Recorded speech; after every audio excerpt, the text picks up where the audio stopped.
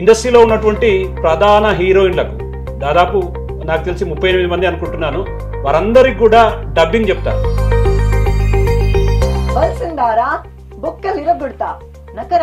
ఒక మనిషి గురించి ఎంతలా తాపత్రయపడటం కూడా కరెక్ట్ కాదేమో. హేవయ్యా రామయ్య, గదిలో చలి పెరుగుతుంది. కాశ్మీర్ నుంచి ఆ మంచు నువ్వే పంపిస్తున్నావా? ఫస్ట్ రోజు డబ్బింగ్ రూమ్లో మీ కెరియర్ ఎటువైపు దారి తీస్తుందని అంటే ఏం చెప్తారు? సో అప్పుడు కొంచెం కష్టంగా కన్ఫ్యూజన్గా అనిపించింది. ఎందుకంటే నేను ఫీమేల్ వాయిస్ ఉండి సమాజంలో మాట్లాడాలంటే కొంత ఇబ్బందికరమైనటువంటి వాతావరణం నుంచి కూడా వచ్చింటారు. ఎంతో కొంత పాజిటివిటీ ఉంటుంది, నెగిటివిటీ ఉంటుంది. కానీ ఎప్పుడైతే నా వాయిస్ని సినిమాటిక్గా టర్న్ చేశానో అప్పుడు ఇప్పటి వరకు ఎంతమందికి సంబంధించినటువంటి డబ్బింగ్ ఇచ్చారు మీరు, అంటే బ్యాక్గ్రౌండ్లో? ఒక 38-39 హీరోయిన్స్ ఉన్నారు. ఆ హీరోయిన్స్ పేరు? ఇంకా చాలా మంది ఉన్నారు. ఒకవైపు డాక్టర్ వృత్తిలో కొనసాగుతున్నాడు, మరోవైపు ఆర్టిస్ట్గా తన ప్రతిభతో పాలమూరు కీర్తిని నలుదిశలా వ్యాపింపజేస్తున్నాడు. మొత్తంగా ఇండస్ట్రీలో ఉన్నటువంటి ప్రధాన హీరోయిన్లకు దాదాపు నాకు తెలిసి 38 మంది అనుకుంటున్నాను, వారందరికి కూడా డబ్బింగ్ చెప్తారు. అతను ఫీమేల్ వాయిస్కు ఒక మేల్ వాయిస్ చెప్పడం చాలా నిజంగా వింతగానే ఉంటుంది. ఇదంతా కూడా ఒక పాలమూరు జిల్లావాసి చేస్తున్నటువంటి ఘనత. ఇప్పుడంతా కూడా ఆయన గురించే మాట్లాడుకుంటున్నారు. ఎస్, బిగ్ టీవీ కూడా ఆయనతో మాట్లాడదాం అనుకుంది. ప్రస్తుతం మనతో ఎవరైతే ఆర్టిస్ట్ ఉన్నాడో, పాలమూరు జిల్లావాసిగా తను మంచి గుర్తింపు తెచ్చుకుంటున్నాడో ఇండస్ట్రీలో, ఆ పర్సన్ మన దగ్గర ఆద్య హనుమంత్ ఉన్నారు. ఆయనతో మాట్లాడదాం. ఎస్ ఆద్య గారు, గుడ్ ఆఫ్టర్నూన్ అండి. ఎస్, ఈరోజు బిగ్ టీవీ అడిగిన వెంటనే మీరు కూడా ఈరోజు సమయం ఇచ్చారు. But first of all congrats. ఎందుకంటే ఈరోజు ఒక పాలమూరు జిల్లావాసి ఈరోజు ఈ స్థాయికి వస్తున్నాడు, మేము కూడా గర్వంగా ఫీల్ అవుతూ వస్తున్నాం. ఎస్, అదే అసలు అంటే బై బర్త్ మీది ఎక్కడ, మీ విద్యాభ్యాసం ఎక్కడ సాగింది, మీ తల్లిదండ్రులు ఎవరంటే ఏం చెప్తారు? అసలు ఫస్ట్ మీ బాల్యం గురించి మాట్లాడుకుందాం. ఏంటి సార్? నా బాల్యం వచ్చేసి ఇక్కడే మొదలైంది, మహబూబ్ నగర్. సో నా ప్రైమరీ స్టడీస్ కూడా ఇక్కడే చేశాను. Then we turn of on secondary studies వచ్చేసి హైదరాబాద్, కర్ణాటక ఏరియాలో. అండ్ నా గ్రాడ్యుయేషన్స్ అండ్ పోస్ట్ గ్రాడ్యుయేషన్ వచ్చేసి బెంగళూరులో జరిగాయి సార్. ఇంకా మా నాన్న వచ్చేసి veterinarist, also is doing in an agriculture. అమ్మ హౌస్ వైఫ్. సో ఇప్పుడు మేము కర్ణాటకలో అక్కడే వర్క్ చేయడం వలన అక్కడే ఉన్నాం సార్. సో అంటే ఫస్ట్ ఆఫ్ ఆల్ నేను కూడా ఫస్ట్ కొంత ఆశ్చర్యానికి లోనటువంటి పరిస్థితి. ఉదయం మీకు కాల్ కూడా చేసినప్పుడు జస్ట్ ఆ వాయిస్లో నేను కూడా కొంత కన్ఫ్యూజన్ వాతావరణం ఏర్పడింది నాకు కూడా. జస్ట్ నిజంగా మీకు ఫస్ట్ ఆఫ్ ఆల్ అంటే మీ లోపల ఉన్నటువంటి ఈ వాయిస్కు సంబంధించి నిజంగా అంటే ఎప్పటి నుంచి ఈ విధంగా నాలో ఉన్నటువంటి ఈ వాయిస్ని ఈ విధంగా మార్చుకోవాలి, నేను ఈ విధంగా బయటపడాలి, నాలో ఉన్నటువంటి ప్రతిభను బయట పెట్టుకోవాలనే ఆలోచన మీకు ఎప్పటి నుంచి స్టార్ట్ అయింది? పబ్లిక్ అనగానే ఎంతో కొంత పాజిటివిటీ ఉంటుంది, నెగిటివిటీ ఉంటుంది. కానీ ఎప్పుడైతే నా వాయిస్ని సినిమాటిక్గా టర్న్ చేశానో అప్పుడు అది కొంచెం పాజిటివ్గా మారింది సార్. సో ఆ దిశలో వచ్చేప్పటికీ ఇంకా వాయిస్ అనేది ఓకే యూస్ఫుల్ అవుతుంది అన్న థాట్లో ఎవరో నటించిన దానికి నా వాయిస్ సెట్ అవ్వటం, సో నేను అక్కడ ఫీల్ అవ్వటం, అది కొంచెం క్రేజీగా అనిపించింది. అందుకనే అలా స్టార్ట్ అయింది. ఎస్, అంటే మీరు అన్నట్టుగానే ప్రస్తుతం ఉన్నటువంటి సమాజంలో మేజర్గా మన దగ్గర జస్ట్ ఆ ఫీమేల్ వాయిస్ ఉండి సమాజంలో మాట్లాడాలంటే కొంత ఇబ్బందికరమైనటువంటి వాతావరణం నుంచి కూడా వచ్చింటుంది. అంటే అట్లాంటి సందర్భాలు వచ్చినప్పుడు దాన్ని ఎట్లా ఫేస్ చేశారు? నిజంగా వీడికి రావడం అనేది చాలా అద్భుతమే అని చెప్పాలి. ఎందుకంటే దాని అంతా కూడా ప్రెషర్ అంతా కూడా చాలా ఇబ్బందికరంగా ఉంటుంది. దాన్ని దాటుకొని ముందుకు రావడానికి ఏ విధమైనటువంటి ప్రయత్నాలు చేశారు? ఆల్మోస్ట్ ఇండస్ట్రీలో ఒక అమ్మాయి సర్వైవ్ కావాలంటే చాలా సర్టెన్ ఆఫ్ ఫేజెస్ని ఫేస్ చేయాలి ఉంటుంది.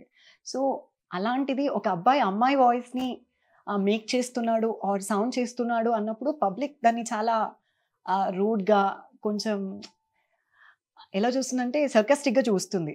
సో డిఫరెంట్గా అక్కడ నేను దాన్ని చాలా ఫేస్ చేశాను.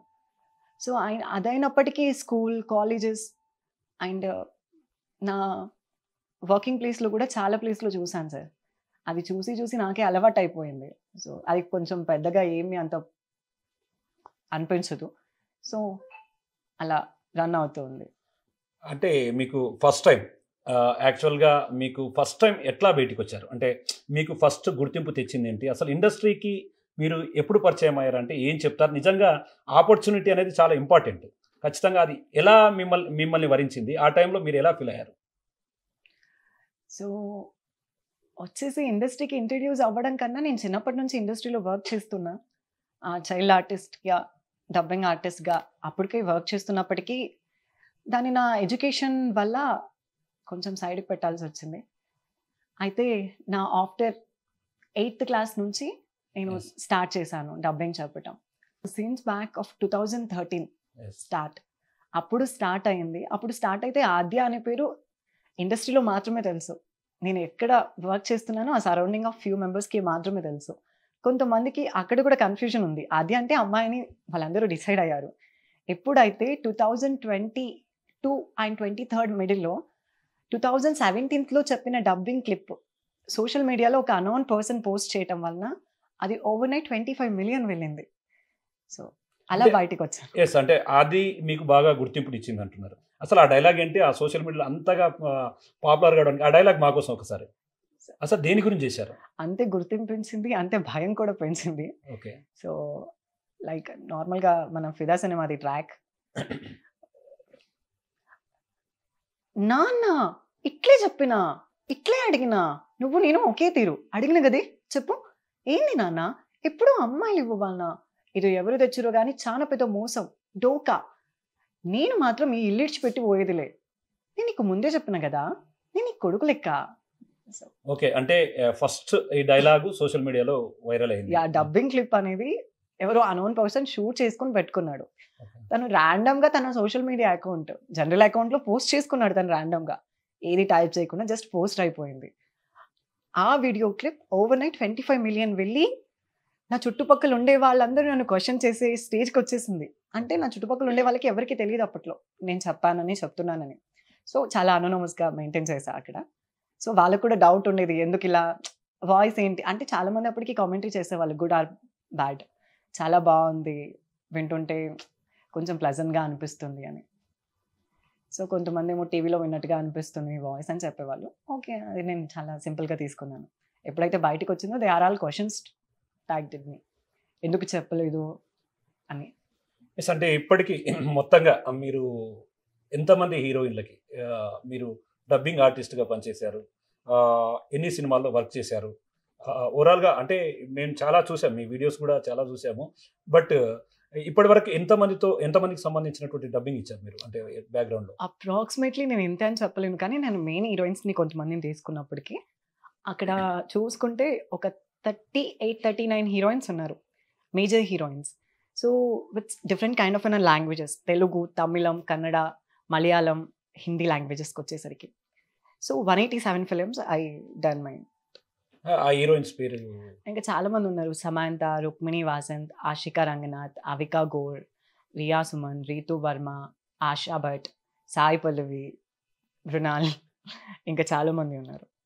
యెస్. అంటే దీంట్లో ప్రధానంగా మీకు మంచి అంటే ఓకే. ఇంతమంది హీరోయిన్స్ చెప్పారు. దీంట్లో మీకు నచ్చిన వాయిస్ ఏంటి? ఏ హీరోయిన్ వాయిస్ నచ్చుతుంది? ఏది బాగా గుర్తింపు తెచ్చింది అంటే ఏం చెప్తారు? అబ్సల్యూట్‌లీ సాయి పల్లవి. ఎందుకంటే నేను తనకి తెలుగులో ట్రాక్స్ చెప్పినా కూడా I done worked it in other languages. Telugu కానీ కాకపోయినా కన్నడం, తమిళం, మలయాళం లాంగ్వేజెస్‌లో చేస్తున్నాను కదా! సో అది కొంచెం ప్లెజెంట్ ఫీల్. ఇంకా ఆల్మోస్ట్ ఇంకా సమంత గారిది కూడా నేను చాలా వర్క్ చేశాను ఫిల్మ్స్. తెలుగులో చిన్మయి మ్యామ్ చేసినా కూడా అది నాకు వేరే లాంగ్వేజ్‌లో టర్న్ అవుతుంది. సో ఆల్మోస్ట్ మృణాల్ గారు చేసింది కూడా వేరే లాంగ్వేజ్‌లో టర్న్ అవుతుంది. సో అలా తెలుగులో చేయకపోయినా వేరే లాంగ్వేజ్‌లో ఆ ఫిల్మ్‌ని నేను వేరే లాంగ్వేజ్‌లో చేసే అపార్చునిటీ నాకు కలుగుతుంది. ఓకే. యెస్. అంటే మొత్తంగా మీకు ఫస్ట్ ఆఫ్ ఆల్ సాయి పల్లవికి సంబంధించినటువంటి వాయిస్ అనేది బాగా గుర్తింపు తెచ్చిపెట్టిందట. యాహ్! లాస్ట్ టైమ్ ఒక టైటిల్ కూడా రాసారు. ఏదో ఆర్టికల్ చదివాను. తెలంగాణ హిడెన్ జెమ్ అని రాసారు.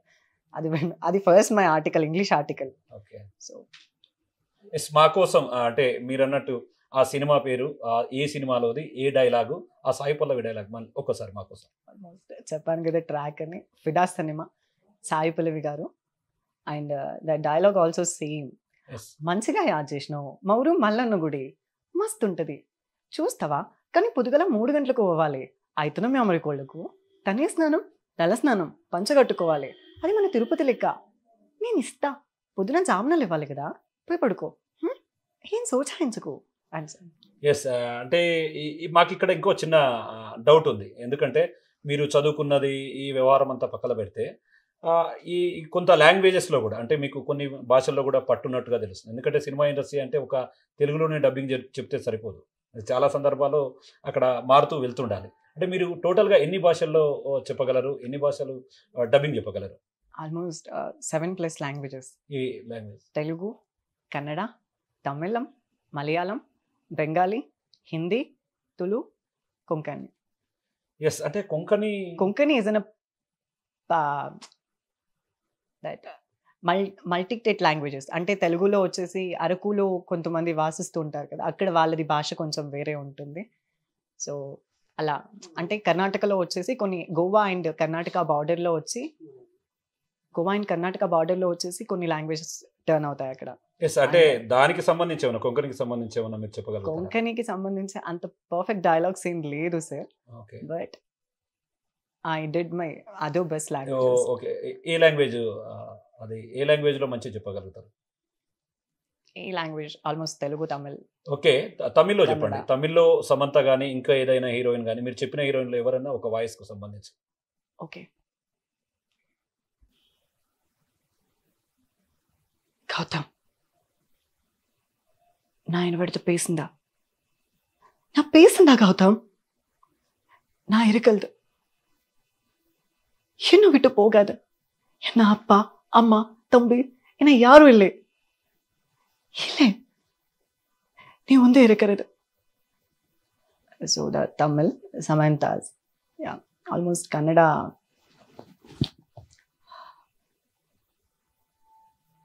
Samantha de చెప్పాలి కదా. Okay, no problem.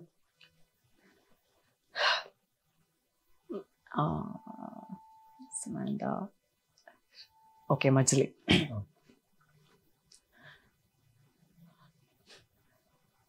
ಎಲ್ಲರೂ ನಿಮ್ಮ ಹತ್ರನೇ ಇದ್ದಾರಲ್ವಾ, ನಾನ್ಯಾಕೆ ಮತ್ತೆ? ನಾನು ಇಷ್ಟು ದಿನ ನಿಮ್ಮನ್ನ ಹೊರಿಸಲಿಲ್ಲ. ಈ 10 ದಿನ ನೀವು ನನ್ನ ಪ್ರೀತಿ ಮಾಡೋ ಥರ ನಟಿಸ್ತಾ ಇದ್ರೆ, ಪ್ರೀತಿ ಸುಳ್ಳು ಅಂತ ಗೊತ್ತಾಗ್ತಿದ್ರೆ ನನ್ನ ಪ್ರಾಣ ಹೋಗ್ತಿದೆ ರೀ. So yes. యాక్చువల్గా మీకు ప్రత్యేక గుర్తింపు అంటూ ఏం అవసరం లేదు. అంటే అదొక టాలెంట్ ఉంది, ఖచ్చితంగా మీరు సొసైటీలో ఒక మంచి గుర్తింపుగా ఉంటారు. నిజంగా వ్యక్తిగత గుర్తింపు కంటే సినిమా ఇండస్ట్రీలో చేసే మీ టాలెంట్ సంతృప్తినిచ్చిందా అంటే ఏం చెప్తారు? సార్ ఖచ్చితంగా ఇచ్చింది సార్. ఎందుకంటే నన్ను రికగ్నైజ్ చేయకపోయినా they people liking my voice. ఈ సౌండ్ని విన్నప్పుడు ఓకే, ఈ సౌండ్ నేను ఇక్కడ విన్నాను, ఈ మనిషి చెప్పారు అనేది ఆటోమేటిక్గా వాళ్ళకి తెలిసిపోతుంది. జనరల్గా వింటారు, నేనే అని తెలియకపోయినా this voice is really presence అని వాళ్ళకు అనిపిస్తుంది. సో అక్కడ నేను పెద్దగా నా వ్యక్తిగత గుర్తింపులు ఏం తెచ్చుకోనక్కర్లేదు. ఎవరో ఒకరు మాట్లాడేటప్పుడు విన్నా కూడా అది 1000 అవార్డ్స్ కన్నా చాలా ఎక్కువ అనిపిస్తుంది. అంటే ఇప్పుడు ఏదైనా మీరు ఒక హీరోయిన్కి సంబంధించినటువంటి వాయిస్ చెప్తున్నప్పుడు జస్ట్ ఆ ఫీల్ ఉండాలి. అంటే జస్ట్ మీరు ఎట్లా ఇన్వాల్వ్ అవుతారు దాంట్లోకి, అంటే ఆ క్యారెక్టర్లోకి వెళ్తే తప్ప దాన్ని ఫీల్ కావడం అంత కష్టం. ఎగ్జాంపుల్గా మీరు అన్నట్టు సాయి పల్లవి ఈ వాయిస్ తీసుకున్నప్పుడు ఎట్లా అంటే ఆమె అంటే సాయి పల్లవి లాగానే మాట్లాడాలంటే ఖచ్చితంగా మీరు ఆ ఫీల్లోకి వెళ్ళి చేయాల్సింది. అలాంటప్పుడు ఎట్లా మీరు ఆ వాయిస్ను క్యాచ్ చేస్తారు? That's called dubbing. వేరెవరో ముక్కు మొహం తెలియని వ్యక్తి యాక్ట్ చేశాడు అంటే ఆ యాక్టింగ్కి యాప్ట్గా మన వాయిస్ సెట్ అవుతుంది అంటే that's call for skill, right? So అందులో నా వాయిసే సెట్ అవుతుంది అనడం ఇట్స్ అ మిరాకిల్ అని నేను చెప్పుకుంటా. సమ్ వేస్ సమ్ టైమ్స్ కొంతమందికి వాయిస్ సెట్ కాకపోవచ్చు, కానీ కొంతమందికి సెట్ అయిపోతుంది. సో ఎంతో కష్టపడి యాక్ట్ చేసిన వాళ్ళు నేను ఓన్లీ వెళ్ళి స్టూడియోలో వెళ్ళి వాళ్ళ యాక్ట్ ప్రజెన్స్కి నేను చెప్తున్నాను అంటే దట్స్ ద గ్రేట్ఫుల్ థింగ్. ఒకటి body language important, personality growth and scene recreations, also lip sync, ఎమోషన్స్ని క్యారీ చేయటం. ఇక అంటే మాకు కూడా తెలుసు శ్యామ్ సింగ్ రాయ్కి సంబంధించినటువంటి సినిమా కూడా ఒక నైట్లో ఓవరాల్గా అదొక బాగా వైరల్ అయిపోయింది. ఆ తర్వాత ఎట్లా ఫీల్ అయ్యావు? To feel good. ఎందుకంటే సాయి పల్లవి మ్యామ్ గారు యాక్ట్ చేసిన ఫిలిమ్స్కి ఓకే నా వాయిస్ సెట్ అవుతుంది అని నన్ను చాయిస్ చేసుకుంటున్నారు కదా. అంటే నేను కాకపోయినా వేరే వాళ్ళని తీసుకుంటారు. బట్ అక్కడ నన్ను ప్రిఫర్ చేసుకుంటున్నారు కాబట్టి నేను ఆ మ్యామ్ వాయిస్‌ని చెప్తున్నాను. యాక్ట్ చేస్తున్నాను. సో, అది నాకు చాలా గ్రేట్ థింగ్. ఎందుకంటే నాకు అక్కడి నుంచే ఫేమ్ అనే విషయం పక్కన పెట్టేస్తే పీపుల్ రికగ్నైజ్ మీ ఎక్కడున్నా, ఎప్పుడు, ఎక్కడైనా. సో ఎస్ అంటే మా కోసం ఒకసారి శ్యామ్ సింగ్ రాయ్కి సంబంధించి ఆ డైలాగ్ ఏదైతే చెప్పారో మీరు, అది ఒకసారి మా కోసం. సామ్, ఒక దేవదాసి చనిపోతే అమావాస్య రోజు ఖచ్చితంగా దేవుడి దగ్గరికి వెళుతున్నట్టారు. ఒకరోజు నేను చనిపోయినా అమావాస్య రోజు నీ ఒడిలో తలవాల్చి చనిపోవాలని కోరిక. ఒక్క దేవదాసి ఒక్క గుడి కింద ఇలా నలిగిపోతుంటే దేశంలో ఎన్ని గుళ్ళు ఉన్నాయో, ఎంతమంది దేవదాసులు ఉన్నారో, వాళ్ళ జీవితం, వాళ్ళ పిల్లల జీవితం ఎలా ఉంటుందో మనమే చూడాలి సార్. ఎస్ అంటే ఇక ఇప్పుడు డబ్బింగ్ చేసేటప్పుడు ప్రొఫెషన్లో కానీ ఆ సమతుల్యాన్ని మీరు డబ్బింగ్లో కానీ ఆ సమతుల్యాన్ని చేస్తే తప్ప మీరు అవుట్పుట్ రాదు బయటికి. దాన్ని ఎట్లా సమతుల్యం అంటే ఎట్లా మెయింటైన్ చేస్తారు మీరు? మెయింటైన్ చేయడం అంటే sir, actually some times Sunday to Friday నాకు క్లాసెస్ ఉంటాయి. సండే టు ఫ్రైడే నేను క్లాసెస్కి అటెండ్ అయ్యి సాటర్డే అండ్ సండే నేను డబ్బింగ్ వర్క్స్ని ప్రిఫర్ చేసుకుంటా. అంటే ట్రావెల్ చేయటం అనేది నాకు అలవాటు అని చెప్పుకోను, కానీ సమ్ సిచ్యువేషన్ బేస్ మీద నాకు అది ఇంట్రెస్ట్ కాబట్టి నేను హైదరాబాద్ టు బెంగళూరు వచ్చి ఆర్ బెంగళూరు టు హైదరాబాద్ వచ్చి ట్రావెల్ చేసి చెప్పాల్సిన సిచ్యువేషన్స్ ఫేస్ అవుతాయి. బట్ కొంచెం కష్టమే, కానీ ఇష్టంగా చేస్తున్నాను కాబట్టి నేను మెయింటైన్ చేయగలను. బట్ అందరికీ ఇది వర్కౌట్ అవుతుందని చెప్పను. సో వాళ్ళ డిపెండ్స్ అపాన్ టైమ్స్ మేనేజ్మెంట్ మీద ఉంటుంది. సో అంటే ఒక సినిమాలో విభిన్నమైనటువంటి వాయిస్లు ఇవ్వాల్సి వస్తుంది ఒకే రోజు. అంటే భావోద్వేగాలకు సంబంధించినటువంటి విభిన్నమైనటువంటి వాయిస్ ఒకే రోజు ఇవ్వాల్సి వస్తే దాన్ని ఎట్లా చేసుకొని ముందుకు పోతారు? అంటే ఎట్లా హౌ ఇస్ ఇట్ పాసిబుల్? ఏం చేస్తే అది సాధ్యం అవుతుంది? When you attending that sessions and that feel the concept, ఒక హీరోయిన్ నవ్వుతూ ఉంటుంది, ఒక హీరోయిన్ ఏడుస్తూ క్యారెక్టర్స్ ఉంటాయి. సో మనం ఆ క్యారెక్టర్ని, ఆ సిచ్యువేషన్ని ఎప్పుడైతే మనం యాప్ట్గా తీసుకుంటామో, సో అప్పుడు మాత్రమే దానికి కరెక్ట్గా ఫీల్ ఇవ్వగలుగుతాం. లేకపోతే దానికి ఏమంటారు, న్యాయం ఆ పాత్రకు న్యాయం చేయలేము అని నమ్ముతాను. సో నేను నిజంగా దాన్ని పర్ఫెక్ట్గా ఫీల్ అయినప్పుడు, ఓన్గా ఫీల్ అయినప్పుడు మాత్రమే చెప్పగలుగుతాను సార్. సో ఇలాంటి వాటికి వచ్చేస్తే ఆల్మోస్ట్ కొన్ని క్రయింగ్ సీన్స్ ఉంటాయి. ఎస్ అది ఒకసారి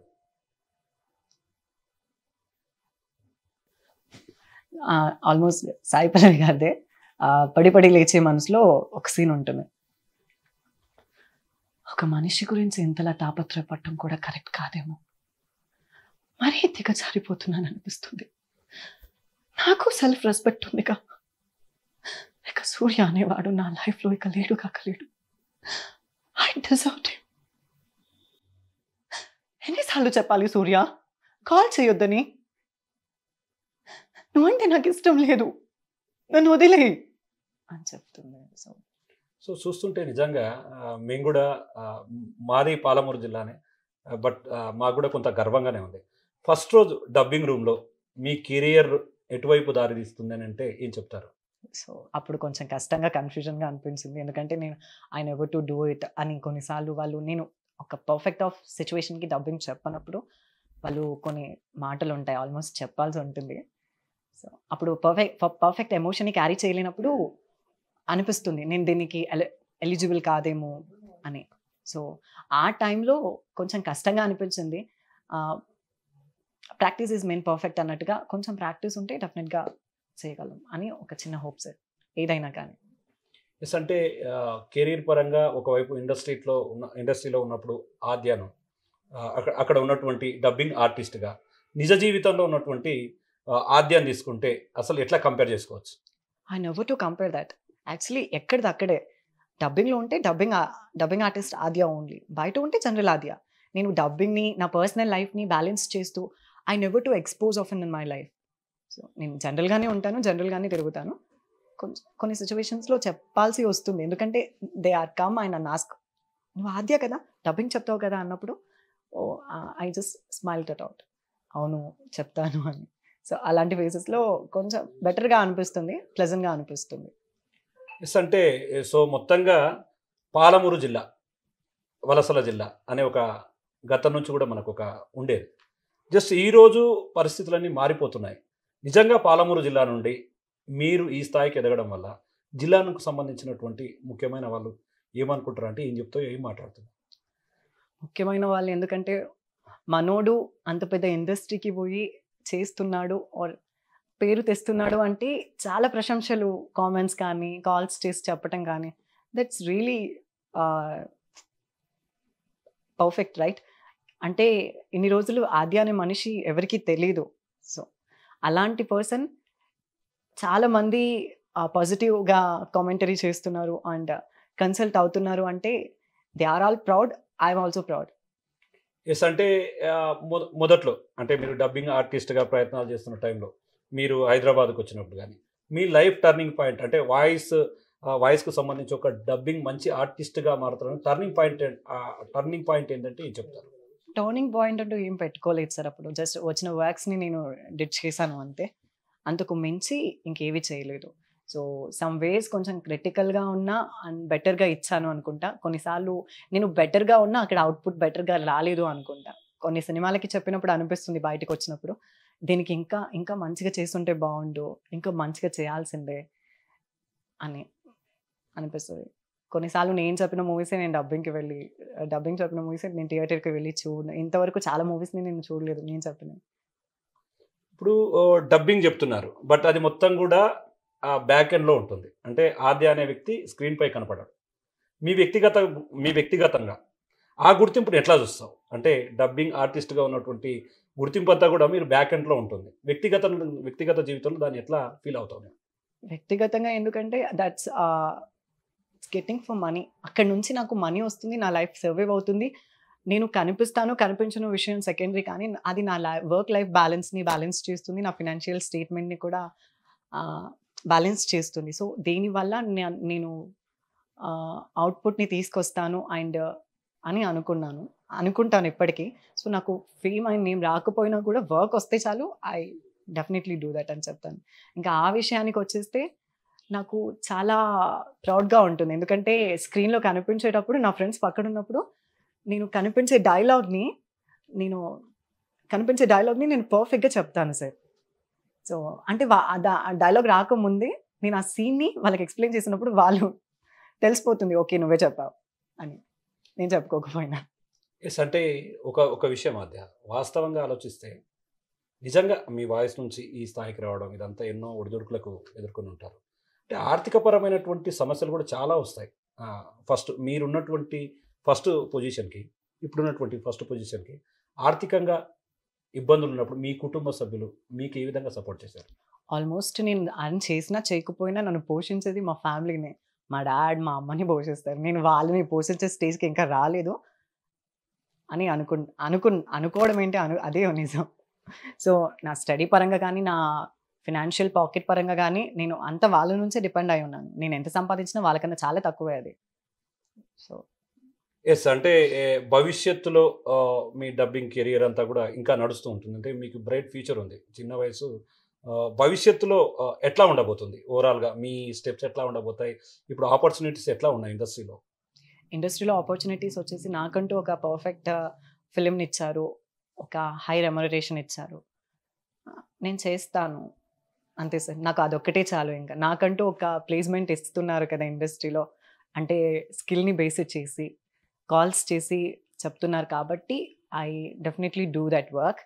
అండ్ నా ఈ స్టేజ్ని కంపేర్ చేసుకుంటే రేపటి రోజు మా ముందు వచ్చే జనరేషన్ మా గురించి గూగుల్లో చూస్తుంది, మా గురించి చదువుతుంది అంతే సార్. అదే వాళ్ళకు చాలు. అంటే మనం చేంజ్ అయితే మన back end of the family generation change అవుతాయని నేను నమ్ముతాను. ఎస్ అద్య మొత్తంగా ఇదంతా కూడా చాలా హ్యాపీగా తీసుకోవాల్సింది. ఇంకోటి అంటే మేజర్గా డబ్బింగ్ చెప్పేటప్పుడు మీరు మేజర్ సినిమాలకు సంబంధించి ప్రముఖ నటీమణులు ఉంటారు. వాళ్ళకు వాయిస్ చెప్పేటప్పుడు చాలా నిజంగా జాగ్రత్తగా చెప్పాల్సిందే. అటువంటప్పుడు మీ ప్రెషర్ ఎట్లా ఉంటుంది? ఎట్లా దాన్ని హ్యాండిల్ చేస్తారు?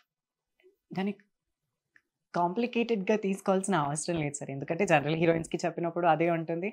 అండ్ నేను పాస్ట్ హీరోయిన్స్కి చెప్పినప్పుడు కూడా అదే ఉంటుంది. ఎంత ఇంపార్టెంట్ అయినా సో నేను వాళ్ళకి ఖచ్చితంగా చెప్పాల్సిందే ఉంటుంది. సో నేను ఆ క్యారెక్టర్లోకి నేను ఇన్వాల్వ్ అయినప్పుడు మాత్రమే ఆ పర్ఫెక్ట్ అవుట్పుట్ ఇవ్వగలుగుతాను. సో నేను కొంచెం స్ట్రిక్ట్గా తీసుకున్నా ఫ్రీగానే చెప్తాను. మీకు అంటే ఇప్పటి వరకు సాయి పల్లవి గురించి కానీ, సాయి పల్లవి గారి డైలాగ్ కానీ, మిగతా సమంతది కానీ, ఇంకా ఇంకా అంటే మా కోసం బిగ్ టీవీ ప్రేక్షకుల కోసం కావచ్చు, మా కోసం కావచ్చు, మీకు ఇష్టమైన డైలాగ్ ఒకటి మా కోసం ఒక్కటేంటి సార్ 2-3 చెప్పండి. చెప్తాను. అంటే కన్నడ యాక్టర్ ఉన్నారు రుక్మిణి వాసంత్ అని. సో వసంత్ తను ఇప్పుడు నేషనల్ క్రష్ కూడా తనే అయిపోయింది. సో తనకు నేను వర్క్ చేస్తున్నాను, డబ్బింగ్ వర్క్. ఇంతకుముందు తను రీసెంట్ టైంలో ఒక సప్తసాగరాలు దాటిన సినిమా వచ్చింది, ఆల్మోస్ట్ అది కన్నడలో కూడా ఉంది. నేను కన్నడలో చెప్తాను దాన్ని. Okay.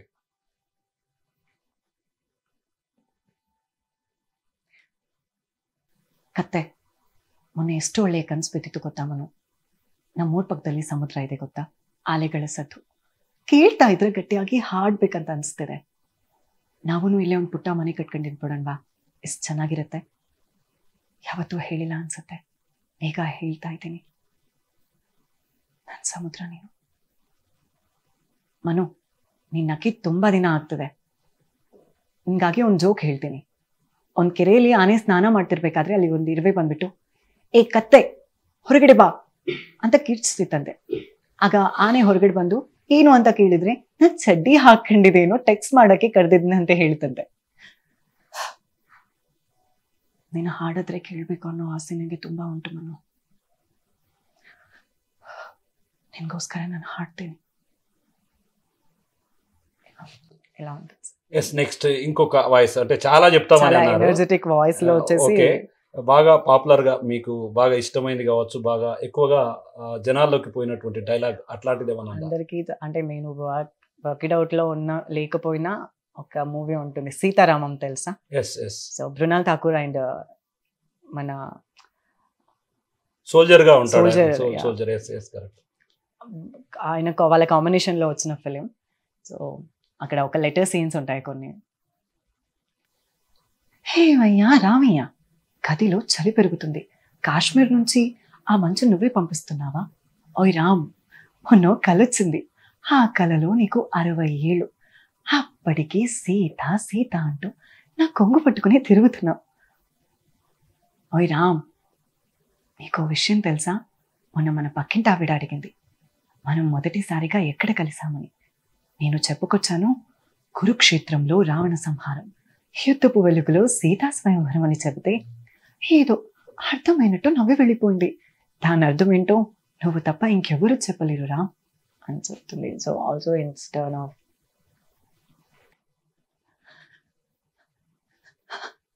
Sir, I'm not a princess, I'm Sita Mahalakshmi. నేను లెఫ్టినెంట్ రామ్ వైఫ్ని. రామ్ ఎలా ఉన్నాడో చెప్పండి, he's in a safe prison అని చెప్తుంది. నాకు అది చాలా ఇష్టం. ఎస్ అదే అంటే ఇంకో విషయం ఇడ వాస్తవంగా మేల్ ఫీమేల్ అనేది అంత వాయిస్ అనేది చాలా డిఫరెంట్గా ఉంటుంది, ఇబ్బందికరంగా ఉంటుంది. యాక్చువల్గా మిమిక్రీ ఆర్టిస్టులను కూడా మనం చాలా మందిని చూస్తుంటాం. అంటే అది చేసిన టైంలో కొంత ఇబ్బంది ఉంటుంది అంటూ కూడా కొంతమంది చెప్తుంటారు. నిజంగా ఇట్లా డబ్బింగ్లో చెప్పేటప్పుడు చెప్పిన తర్వాత కానీ మీకు అట్లాంటి వాయిస్కు సంబంధించినటువంటి సమస్యలు ఏమన్నా ఇబ్బంది అనిపించింది? ఖచ్చితంగా సార్. కొన్నిసార్లు లౌడ్గా అరవాల్సి ఉంటుంది, కొన్నిసార్లు స్మూత్గా చెప్పాల్సి ఉంటుంది, గట్టిగా ఏడవాల్సి ఉంటుంది. సో అలాంటి టైంలో కొంచెం వాయిస్ పెయిన్ కానీ కొంచెం బ్యాలెన్స్ జరుగుతాయి. సో అందరు ఆర్టిస్టులు ఫేస్ చేయాల్సిందే అది ప్రాబ్లం, అందరూ ఫేస్ కూడా చేస్తారు. ఎస్ అంటే మీ మొత్తం ఈ డబ్బింగ్కి సంబంధించినటువంటి ఇప్పటి వరకు ఉన్నటువంటి మీ ప్రయాణంలో ఎంతోమంది పాత్రలకు మీరు డబ్బింగ్ చెప్పారు. నిజంగా అతి సవాల్గా ఏదైనా మారిందా మీకు? అంటే ఈ పాత్రకు డబ్బింగ్ చెప్పాల్సి వచ్చినప్పుడు కొంత సవాల్గా మారినటువంటి ఆ పాత్ర ఏదైనా ఉందా? పాత్రలు అనుకోవడం కన్నా ప్రతి పాత్రలో ఎంతో కొంత క్రిటికైజెస్ ఉంటుంది, క్రైసిస్ జరుగుతాయి, ప్రాబ్లమ్స్ అంటూ ఎదురవుతాయి. కొన్నిసార్లు ప్రతి ఒక్క క్యారెక్టర్లో ఫేస్ చేయాల్సిందే, ఇది అని నేను పర్ఫెక్ట్గా చెప్పలేను. సో మొత్తంగా ఈ రోజు వరకు మీకు ఈ డబ్బింగ్ అంటే వ్యక్తిగత జీవితం ఉన్నంత వరకు, ఈ డబ్బింగ్కు సంబంధించినటువంటి ఇండస్ట్రీకి రానంత వరకు లైఫ్ అప్పుడు ఇప్పుడు ఈ రెండింటి మధ్యలో వ్యత్యాసం చెప్తే మీరు హ్యాపీ మూమెంట్స్ ఎక్కువగా దేంట్లో ఉన్నాయనుకుంటున్నారు? నా ఎడ్యుకేషన్లో కూడా ఉన్నాయి, డబ్బింగ్లో కూడా ఉన్నాయి. డబ్బింగ్లో కొలీగ్స్ ఉన్నారు, కాలేజ్లో ఫ్రెండ్స్ ఉంటారు. సో రెండిటి మధ్యలో పేరెంట్స్ ఉంటారు. సో నేను డబ్బింగ్లో ఏం జరిగినా ఫ్యామిలీతో షేర్ చేసుకుంటాను, కాలేజ్లో ఏం జరిగినా ఫ్యామిలీతోనే షేర్ చేసుకుంటాను. ఎస్, అంటే మొత్తంగా ఇప్పుడు అందరు కూడా పాలమూరు వైపే చూస్తున్నారు. చాలామంది యూట్యూబ్ ఛానల్స్లో కానివ్వండి, సోషల్ మీడియాలో కానివ్వండి, ఆద్య అంతా కూడా ఒక్కసారిగా నిజంగా ఇప్పటివరకు చాలామందికి స్టిల్ నా ఇప్పటికీ మహబూబ్నగర్ ప్రాంతానికి చెందిన వాడు ఆద్య అని చాలామందికి తెలియదు. సార్, చాలా ఆర్టికల్స్ నా గురించి వైజాగ్ అబ్బాయి అని రాశారు, సో రాజమండ్రి అబ్బాయి అని రాశారు, వైజాగ్ అబ్బాయి అని రాశారు. బట్ వాళ్ళకి ప్రాపర్గా ఇన్ఫర్మేషన్ తెలియకపోవడం వల్లనే రాశారు. అంటే ఇండస్ట్రీలో కొంచెం ఎక్కడో కొంచెం అపోహ ఉంది. సో పాలమూరు వాళ్ళు చెయ్యలేరు, వాళ్ళకి అంతోటి ఇది లేదు అని వినిపించిన కొంచెం వర్డ్స్ కూడా ఉన్నాయి. బట్ అందరూ చేస్తారు, కొంచెం సపోర్ట్ ఇస్తే, కొంచెం ప్లేస్మెంట్ ఇస్తే డెఫినెట్గా మన వాళ్ళు కూడా చేస్తారు సార్. ఎస్, అది ఇంకో విషయం. అంటే జనరల్గా ఫ్రెండ్స్ ఎక్కువ ఉంటారు. అంటే ఎవరికి ఫ్రెండ్స్ అనేవాడు చాలా ముఖ్యమైన వాడు. ఇప్పుడు మీరు యాజ్ ఏ డాక్టర్గా కూడా మీరు ఉన్నారు, అంటే ముందుకెళ్తున్నారు. బట్ అక్కడ మీ ఫ్రెండ్స్ సర్కిల్లో కానివ్వండి, ఆద్యతో మీ ఫ్రెండ్స్ ఎలా ఉంటారంటే ఏం చెప్తారు? They are all full comfortable and free talk. వాళ్ళు నన్ను ఫ్రెండ్గానే చూస్తారు, డబ్బింగ్ ఆర్టిస్ట్గా, సెలబ్రిటీగా ఎప్పటికీ చూడరు. నువ్వు అయితే డబ్బింగ్ ఆర్టిస్ట్ అయితే ఇండస్ట్రీలో ఉన్నావేమో, మాతో కాదు అంటారు. సో వాళ్ళు అంతే, నాతో చాలా జనరల్గా ఉంటారు. ఎప్పుడు నన్ను సెలబ్రిటీగా కానీ, డబ్బింగ్ ఆర్టిస్ట్గా కానీ, సింగర్గా కానీ ఎప్పుడు చూడలేదు. అది ఆ సిచ్యువేషన్ వచ్చినప్పుడు మాత్రమే చూస్తారు, దానికి మించి ఇంకా ఎక్కడ నాకు ఇది చేయరు. ఎస్, అంటే ఫ్రెండ్స్ మాట పక్కన పెడితే వాస్తవంగా మీరు చదువుకునే కాలేజీలో కానీ అక్కడ కానీ ఆద్య అంటే ఇక్కడ కొంత జిల్లాలో కింది స్థాయిలో కొంత ఆద్య గురించి తెలియకపోవచ్చు, డబ్బింగ్ గురించి తెలియకపోవచ్చు. కానీ పై స్థాయిలో ఉన్న చదువులో ఉన్న వారికి అందరికీ కూడా సాయి పల్లవి కావచ్చు, మెయిన్ వాళ్ళందరికీ సంబంధించినటువంటి సమాచారం అంతా ఉంటుంది. నిజంగా అంటే మేజర్గా విద్యార్థులు అంటే లేడీస్ కావచ్చు, బాయ్స్ కావచ్చు, మేజర్గా గర్ల్స్కి సంబంధించి ఆద్యాన్ని ఎలా చూస్తారు? అంటే కాలేజీలో చదువుకునే రోజుల్లో డబ్బింగ్లోకి వచ్చిన తర్వాత ఆద్య వాయిస్ను చాలా మందికి తెలుసు, మీరు చెప్పినటువంటి వాయిస్ తెలుసు, మీరు ఆ కాలేజీలో ఉంటారు కాబట్టి. జస్ట్ వాళ్ళు ఎలా ఉండేవారు అంటే గర్ల్స్కు సంబంధించి ఆద్యతో ఎలా ఉండేవారు అంటే ఏం చెప్తారు? నేను చెప్పనప్పటికీ వాళ్ళు నాతో జనరల్గానే ఉండేవాళ్ళు. తర్వాతకి కొంతమంది మాట్లాడే వాళ్ళు కూడా నేను ఆర్టిస్ట్ అని తెలిసిన తర్వాత నన్ను డిస్టెన్స్లో పెట్టారు, ఎందుకంటే ఏమో వాళ్ళకి అన్కంఫర్టబుల్ వల్ల. బట్ సమ్ హార్ ఫ్రెండ్స్ నాతో చాలా క్లోజ్గా అయ్యారు తర్వాతకి. ఎస్ ఆద్య, అంటే ఇప్పటికీ పాలమూరు జిల్లా నుంచి ఈ స్థాయికి ఎదిగారు. మరి రాబోయే రోజుల్లో పాలమూరు జిల్లాకు సంబంధించి చాలామందికి కొంత ఆసక్తి ఉన్న వాళ్ళు కూడా ఉంటారు, ఈ డబ్బింగ్కి సంబంధించినటువంటి వ్యవస్థలో మేము కూడా పోవాలని చెప్పి. అట్లాంటి వాళ్ళ కోసం మీరు ఏమైనా చేయబోతున్నారు? అంటే జిల్లాలో అట్లాంటి క్లాసెస్ కానీ లేకుంటే వారికి ఏదైనా చేయాలన్నటువంటి ఆలోచన ఏమైనా ఉందా? ఆల్రెడీ స్టార్ట్ చేసాం. సో ఇప్పుడు ఆర్ఎన్ఆర్ నాని క్రియేషన్స్ నుంచి మేము dubbing class and that editing, movie, camera, దీని గురించి మేము 24 క్రాఫ్ట్ చేస్తున్నాం సార్. అంటే క్లాసెస్ చేస్తున్నాం.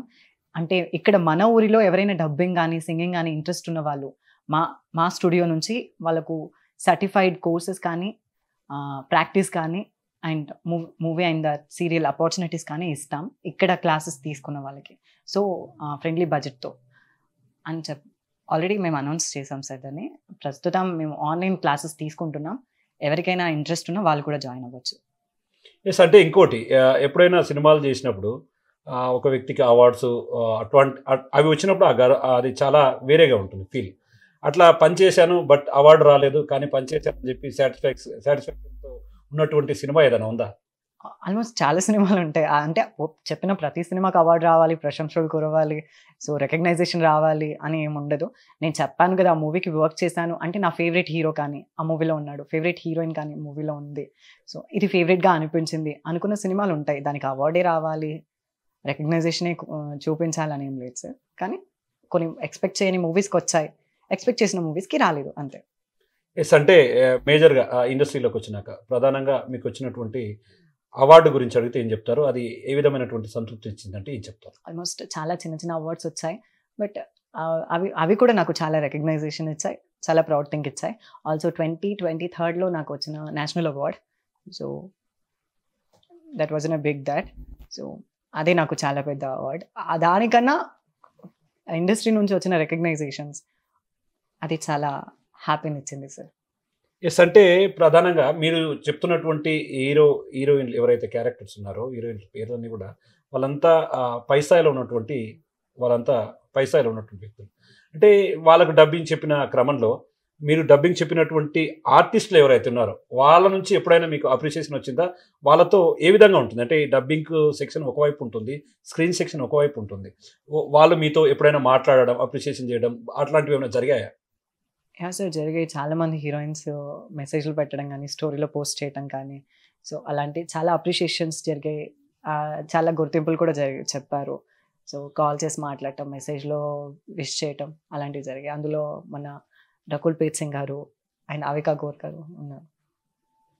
ఎస్ అంటే ఇంకో విషయం అంటే చాలా సందర్భాల్లో ఇండస్ట్రీకి పరిచయం కావాలంటే అది మామూలు విషయం కాదు. రియల్లీ చాలామంది చాలా ఏళ్ళుగా తపస్సు చేస్తూ ఉంటారు. అంటే స్క్రీన్ మీద కనిపించాలి, సినిమాలో పనిచేయాలి. అది ఎన్నో రకాలుగా వ్యవస్థలు ఉన్నప్పటికీ దేంట్లో ఒక దాంట్లో పనిచేయాలన్నటువంటి ఆసక్తి ఉన్న వాళ్ళు చాలామంది ఉంటారు. చాలామందికి గుర్తింపు అంటే వారికి అవకాశాలు రాకనా అట్లాంటి వాటిలో మగ్గిపోతుంటారు. నిజంగా మీరు పనిచేసే క్రమంలో నేను ఈ సినిమాకి పనిచేశాను బట్ నాకు అక్కడ అంటే ఆన్ ది స్క్రీన్ పైన కానీ బయట కానీ నీకు పేరు రాకుండా వేరే వారికి రావడం అట్లాంటిది ఎక్కడైనా అటువంటి ఘటనలు జరిగాయి? సహజంగా అందరు ఆర్టిస్టులు ఫేస్ చేసే ప్రాబ్లం ఇదే సార్. ఎందుకంటే నాకు చాలా మూవీస్లో నేను డబ్బింగ్ చెప్పినా మా పేర్లు వేయకుండా వేరే ఆర్టిస్టుల పేర్లు వేస్తారు. ఎందుకంటే కొంచెం హై స్టేజ్లో ఉంటారు కాబట్టి వీళ్ళు దీనికి వర్క్ చేశారు అన్న ప్రమోషన్స్ వల్ల. సో అవి చాలా జరిగాయి. కొన్నిసార్లు చాలా హర్టింగ్ అనిపించింది. చాలాసార్లు జరుగుతూ ఉంటాయి. అంటే రాబోయే రోజుల్లో ఇట్లాంటివి మళ్ళీ మళ్ళీ రిపీట్ అవుతూ ఉంటాయి. దాన్ని అదే విధంగా ఫేస్ చేయబోతాడంటే ఏం లేదు సార్, వాళ్ళు చెప్పేస్తారు సారీ మిస్టేక్లో జరిగిపోయింది, తప్పు జరిగింది, టైపింగ్లో మిస్టేక్ అయిపోయింది, కన్ఫ్యూజన్లో వేసేసాము అని చెప్తారు. బట్ అక్కడ మనం చేసామన్న ఒకటి హార్ట్ ఉంటే చాలు, వాళ్ళకి తెలిసి ఉంటే చాలు, బయటికి రావాల్సిన అవసరం లేదు. అంటే మొత్తంగా అంటే ఫైనల్గా ఈ జీవిత ప్రయాణంలో ఓవరాల్గా మీరు బిగ్ టీవీ ప్రేక్షకులకు ఏం చెప్తారు? రాబోయే రోజుల్లో ఆద్య ఎటువైపు వెళ్ళబోతున్నాడు అంటే ఏం చెప్తారు? ఆల్మోస్ట్ నా ప్రొఫెషన్ని, ప్యాషన్ని ఎప్పుడూ వదులుకోను. ఆల్సో ఇక్కడి దాకా మీరు వచ్చారు అంటే నేను మీ మనసుకి చాలా దగ్గర అయ్యానని అర్థం. ఎంతో మంది మనసులకు దగ్గర చేయాలనుకుంటున్నారు కాబట్టి ఇక్కడికి వచ్చారు. So thank you for standing and thank you for holding and thank you for supporting big TV అని చెప్తాను సార్. సో పాలమూరు జిల్లావాసి అయినటువంటి ఆద్య డబ్బింగ్ ఆర్టిస్ట్గా అందరి ప్రశంసలు అందుకుంటున్నాడు. తను నేర్చుకున్న విద్యను 10 మందికి పంచాలి, పూర్తి స్థాయిలో పాలమూరు నుండి కొంతమందిని బయటికి తీసుకురావాలనే తాపత్రయంతో భవిష్యత్తులో తన అడుగులు వేయబోతున్నాడని, ఇండస్ట్రీకి వచ్చిన తర్వాత తనకు మంచి గుర్తింపు రావడంతో పాటు మొత్తంగా తనకు ఈ విధమైన గుర్తింపు రావడం ఎంతో ఆనందంగా ఉందని చెప్పి కూడా ఆద్య చెప్తున్నటువంటి సిచ్యువేషన్ ఇక్కడ కనపడుతుంది. For more videos like this, subscribe Big TV channel.